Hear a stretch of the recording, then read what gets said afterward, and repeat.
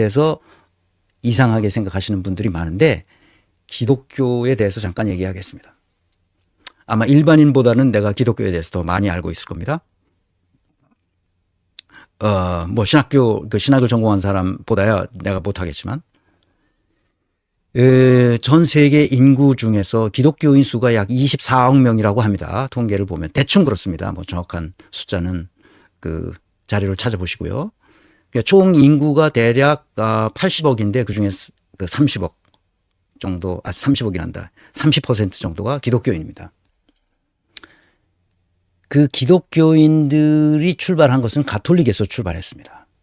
그러니까 현재 전 세계 인구의 13억 정도가 가톨릭 인구입니다. 24억 중에 13억. 그러니까 기독교인 전체 중에 절반이 좀 넘는 수가 가톨릭 교인들입니다. 이 중에 11세기에 가톨릭 내에 내분이 일어납니다. 그래서 대분열이라고 하는데요. 대분열이 정교회로 떨어져 나옵니다. 그것은 언제냐 하면 현재 인구의 약 2억 6천만 명이 1504년에, 그러니까 약 11세기 중반에 필리오케라는 대분열이 일어났습니다. 필리오케가 뭐냐? 라틴어로 그리고 아들로부터라는 뜻입니다. 도대체 필리오케가 뭐가 그렇게 문제가 됐길래 대분열이 일어났느냐? 여러분들 그렇게 생각하시죠? 로마 제국이 서로마와 동로마로 나뉘어진다는 것은 잘 아시죠? 4세기 이후에 5세기에 4세기 5세기 이때쯤 로마 제국이 동부 지역에 위치한 콘스탄티노플, 현재 이스탄불이죠. 그 이스탄불이 그 동로마 제국의 중심지였죠. 그래서 330년경 그 AD 330년 콘스탄티누스 황제가 콘스탄티노플을 제국의 수도로 삼았고, 이 도시가 바로 동방정교회라고 말합니다. 그 동방정교회의 중심이 되었어요. 이때부터 로마 교회와 동방교회로 나눠지기 시작합니다. 그런데 언어가 좀 달랐어요. 이쪽에서는 동방정교회에서는 주로 그리스어를 썼고, 이 로마 교회, 로마 가톨릭에서는 라틴어를 썼단 말이죠. 그러니까 주로 동방에서는 그리스를 쓰고 서방에서는 라틴어를 공용어로 사용했기 때문에 약간의 오해가 발생하는 경우가 종종 있었습니다. 교리적인 오해죠. 그러니까 교리적 갈등이 일어나고 권력도 누가 더 세냐 이런 걸로 나타나기 시작했습니다. 동방과 서방 교회는 신학적인 문제와 또는 약간의 권력 투쟁과 약간의 서로 관습, 그 기독교를 어떤 그 이 관행으로, 전례로 그 미사를 드리고 하는 그 전례도 조금씩 차이가 나기 시작하다가 점점 큰 차이를 보이게 되었습니다. 그래서 그 기독교인들에게는 신경이라는 게 있어요. 우리가 교회에 가면 사도신경을 가끔 외웁니다. 그래서 그 신경이 여러 가지 신경이 있는데 사도들이 만든 신경을 우리가 최후로 현대교회에서 그걸 받아들여서 외우는 거고, 그 당시에는 기독교인이라면 누구나 신앙 고백으로서 해야 하는 고백이 있는데 그것을 신경이라고 합니다. 그래서 그 신경을 만들었는데 합의에 의해서 만든 것이 삼위일체 이론입니다. 삼위일체 이론을 정립한 사람은 아까 얘기했던 아우구스티누스입니다. 근데 그 아우구스티누스가 삼위일체의 교리를 정립했는데 서방교회와 동방교회, 그러니까 로마 가톨릭과 콘스탄티노플을 중심으로 하는 동방정교회 사이에는 약간의 견해 차이가 아니라 아주 큰 견해 차이가 발생했습니다. 그게 필리오케예요. 필리오케란 삼위일체가 성부 하나님, 성자 하나님, 성령 하나님, 이 삼위일체에 대한 이론적 체계가 합의되지 않았어요. 성부 하나님까지는 다 일치하는데 성자 하나님의 위상을 어떻게 할 것이냐에 대한 아주 잘못된 그 이 서로 쌈박질이 일어났습니다. 동방교회와 서방교회와. 그러니까 이게 무슨 말이냐면 성령이, 예수님이 그 십자가에 못 박혀 죽임을 당한 이후에 성령이 강림하여 온 백성들에게 성령 은사로 살아갈 수 있도록 한다는 것이 기독교의 핵심 교리인데 성령까지도 좋았어요. 그럼 성령은 어디서 나오는 거냐 도대체. 성부 하나님과 성자 하나님으로부터 나오는 것이라고 생각했던 것은 로마 카톨릭이고, 동방 종교에서는 어떻게, 종교가 오소독스라는 뜻입니다. 동방 종교에서는 어떻게 생각했느냐. 아니 예수는 사람의 아들로 온 사람이냐. 하나님의 아들이자 그 사람의 아들로 이 땅에 오신 분이 십자가에서 죄사함을, 인류의 죄를 대신하여 돌아가셨으니까 아들로부터 성령이 온다는 것은 옳지 않다고 생각했어요. 그래서 성부와 성자와 성령이 있는 것은 좋은데 성령이 그 아들로부터 온다는 것은 옳지 않다, 이렇게 보는 거지.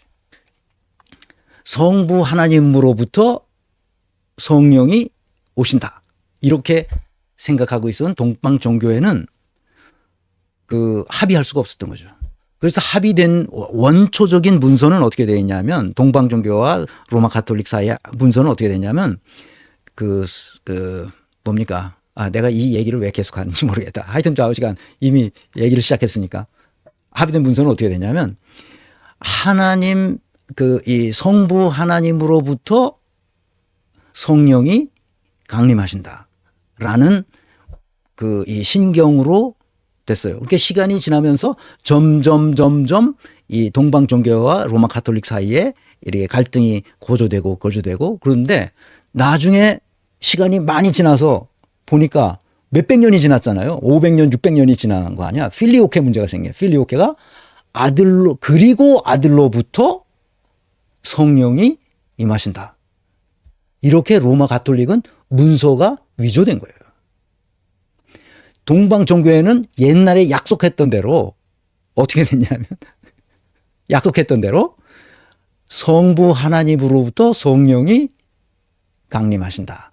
이런 신경을 만들어서 이 교회의 우두머리들끼리 서로 합의했어요.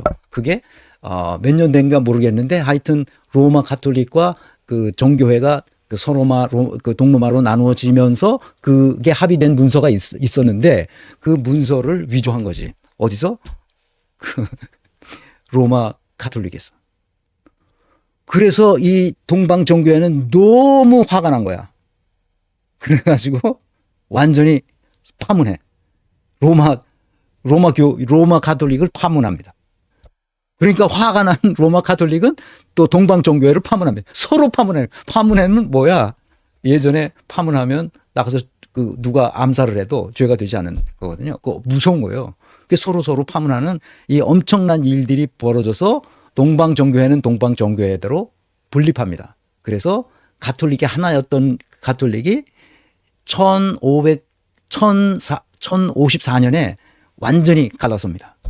그래서 그거를 필리오케 대분열이라고 그래요. 왜냐하면 로마 가톨릭에서는 성부 하나님과 그 아들 성자 하나님으로부터 성령이 강림한다 그랬잖아.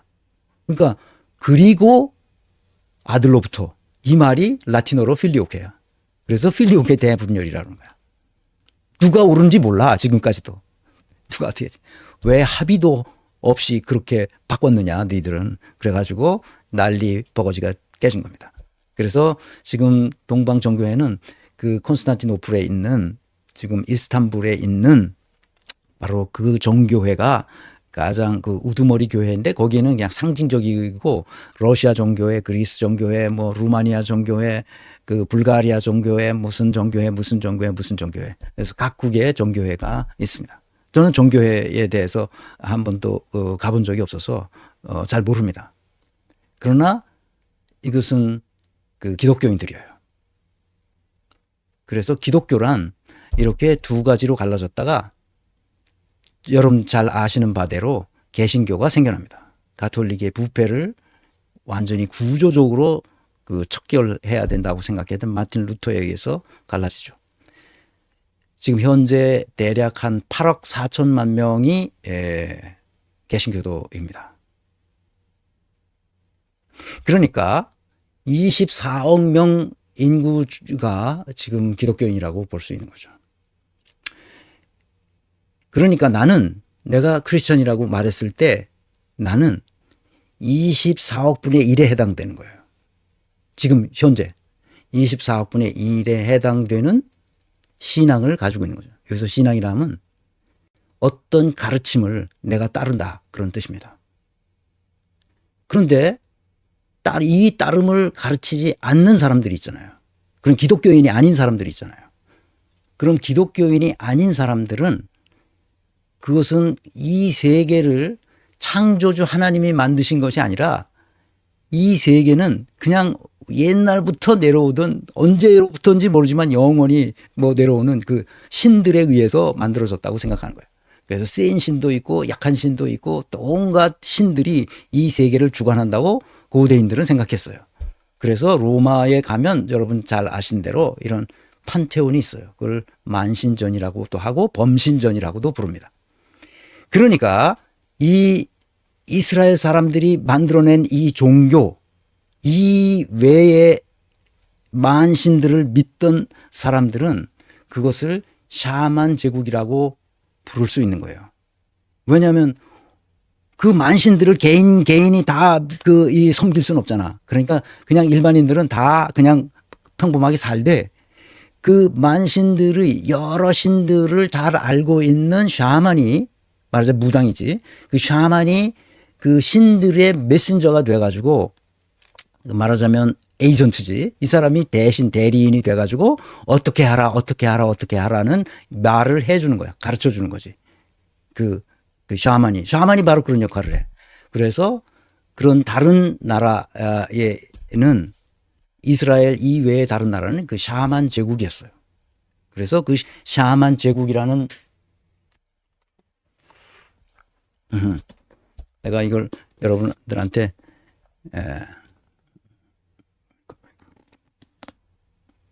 샤만 제국 보이시나요? 아이고. 샤만 제국. 이 박용숙 선생님이 우리나라 사람이신 거예요. 이게 아주 그 방대한 내용을 연구하시고 이분이 고미술사를 전공하신 분이에요. 그래서 동덕대학교 미술학부에서 교수를 오랫동안 하시고 35년 출생하셨는데 이제 2018년에 돌아가신 분이신데 청년 시절부터 샤머니즘을 중심으로 고고학과 무속에 지대한 관심을 가졌으며 고분 발굴 현장과 구판을 쉼 없이 돌아다녔어요. 중요한 발굴 경험을 통해서 소설도 쓰시고 또 그 전통 미술의 재발견이라는 책을 쓰시고 그러신 분이야. 이게 샤머니즘에 대해서 연구를 많이 하신 분이에요. 특히 고대 시대. 그래서 그 백제가 샤만 대제국이었다 이렇게 얘기하시고 이 책의 제목을 샤만 제국이라고 썼지만 그 헤로도토스와 사마천과 김부식이 숨긴 역사. 샤만을 그때 당시 다 사람들이 샤만에 의해서 지배되던 그 시절이었는데 또 불구하고 그 샤만에 대해서 이해가 없으니까 그 역사가 빠졌다. 지금 그렇게 주장하시는 선생님인데 이분 이 책을 통해서 내가 알게 된 것은 이 샤만 제국일 수밖에 없다. 그 성서에서 나오는 여러 이 바알신을 섬긴다든지 하는 그런 것은 다 여러 신들 중에 한 신을 섬기는 거거든. 그래서 샤만 제국이 언제서부터 유럽에서 서서히 사라지게 되느냐 하는 것은 이렇게 계몽주의 시대 이후에 그 샤머니즘이 사라지게 됩니다. 그러니까 나는 개신교 쪽이지만 어려서부터 그래서 내가 믿는 것은 뒤에서 얘기하겠습니다. 뭘 당신은 믿고 어떤 가르침을 따르려고 하는지는 뒤에서 얘기하겠습니다. 윤희니 고질적 난제 문제연구소인가요? 그래서 하여튼 윤희니 선생님, 네, 감사합니다.